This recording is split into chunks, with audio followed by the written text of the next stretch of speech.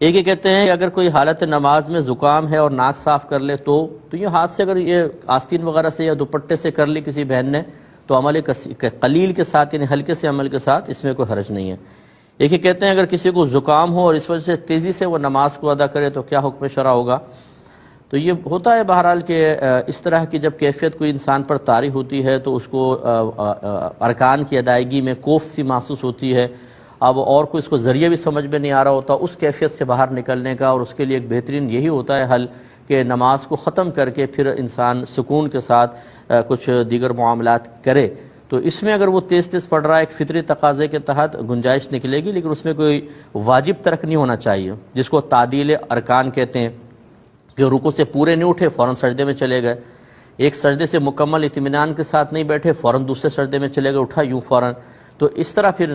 نماز مکروہ تحریمی ہوگی۔ وہ نزلہ کوئی ایسا عذر نہیں ہے کہ اتنی تیز نماز پڑھیں کہ تعدیل ارکان کو چھوڑ دیں، اس کا تھوڑا خیال رکھنا ہوگا۔